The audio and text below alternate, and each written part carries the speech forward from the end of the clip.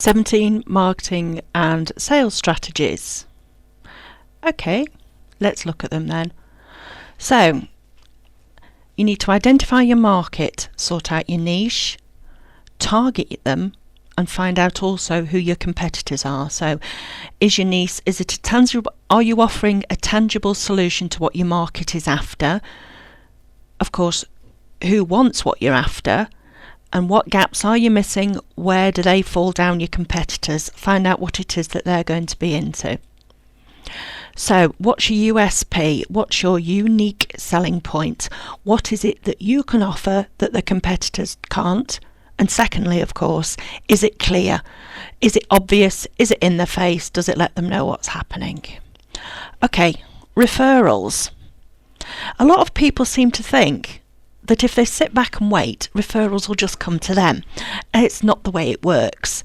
When you've finished with a client and they're saying, fantastic, brilliant, I'm really happy with the work you've done, thank you for that.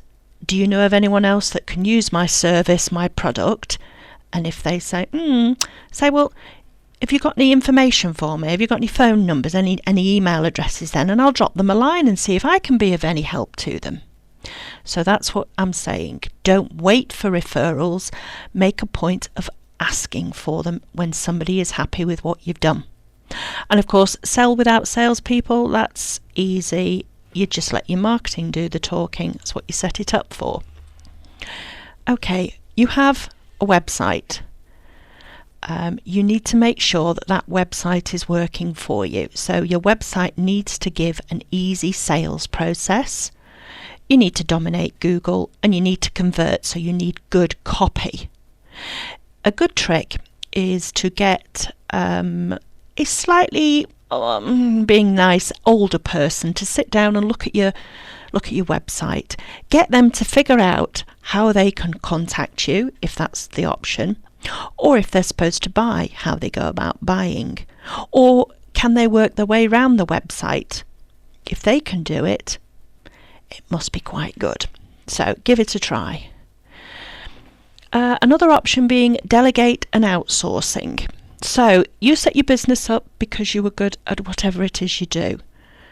You weren't an expert at everything though, were you? So rather than waste time doing those little fiddly farting jobs that don't get you anywhere, get somebody else to do them. Outsource. Social media. Okay, so what do we mean? Social media is blogging, Twitter, Facebook, Dig, Stumbled, podcasting, YouTube, Pinterest, Instagram, Foursquare, you name it. Everybody seems to be doing it these days. Concentrate on what works for you. Sit down and write yourself a little plan of what it is you're going to do, what the aim of it is. So whether you're there to merely reputation control and do customer service, or if you're there to provide information. But don't forget that all of these, it's about a conversation that you're having. You're not just throwing information in someone's face. You want to start a conversation. Starting that conversation means that you've got them interested. So just bear this in mind. Free publicity. A lot of people say that any publicity, bad, good, whatever, is good.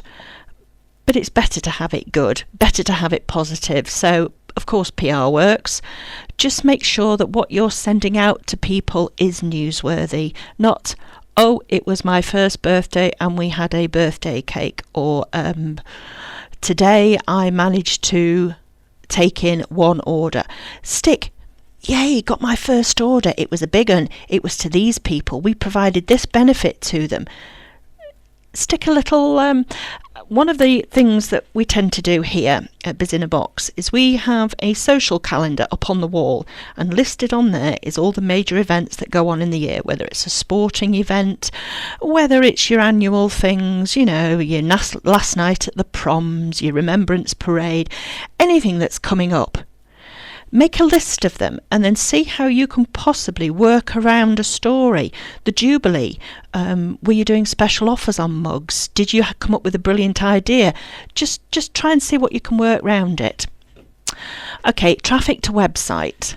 Why should people come and why should they stay? You have a certain amount of time for people arriving at your website before they move on to the next one. Give them a reason to stay, whether it's interesting, so they keep on reading, or whether it's a fantastic offer, so they want to buy, or whether it's a freebie that you're giving away because you're collecting email addresses because you want to market to them. Give them a reason to stay on your site. Don't forget to drive traffic to your website. We have the Google's AdWords. You've got your social media that can drive traffic. SEO, search engine optimization, or search engine marketing, depending on who you chat to.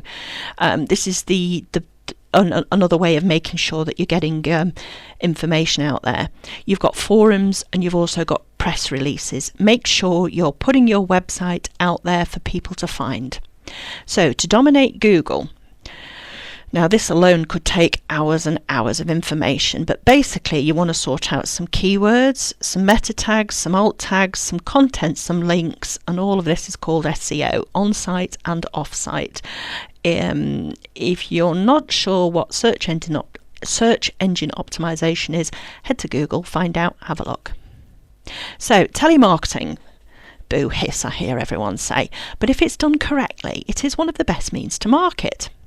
Okay, so the figure there mentioned, 3 to 4% interest for direct mail. But stick the direct mail out, then stick telemarketing on top of it, and that increases by 25 to 30%. Just look at the difference there. So when you say telemarketing, it doesn't necessarily mean that you have to employ someone to do it. If you want to do it, to add that little personal touch, do it. You don't have to employ someone if you're comfortable and want to do it and you're good at it. Don't waste time and money at something you're not good at. But if you're good at it, you'll suddenly start seeing those letters and the uptake coming on. Email marketing. This has gone out of phase briefly, but seems to be coming back in now. People now seem to be using it more. It is one of the cheapest and easiest means to market. You need a great headline, you need to personalise the email, and you need to make sure you send it at a time when it will be read. So depending on what your product is or what your service is, you need to consider if you're sending it to businesses, obviously it needs to be between the hours of 9 and 5. If you're sending it to housewives because it's a product you want to get out there, think about when they're going to be sat at their computer. You want to try and get it so that as many people see it and read it, rather than leave it stuck in their inbox for hours and hours or even days and don't get back to it. Alliances, kind of obvious really. Go with other people who can provide some means of working with each other so your products can go together. So if you're selling wedding cakes, obviously partner with somebody else in the wedding business because you're going to refer people to each other, etc. Testimonials. You are now by law not allowed to lie about them and make them up, so don't even think about it. But do ask. And I apologise for the spelling mistake on this slide. I think I must have been rushing around there and it's not really a Freudian slip. But yes, testimonials. So, end of the presentation I've got to talk to you about today. You have a 3-step contact. You want to retain people, so you need to provide them with a reason to buy, keep them informed, and then look after them. So that's interest, build, nurture. The best customers you can have are those that come back time after time after time. Thanks for that then.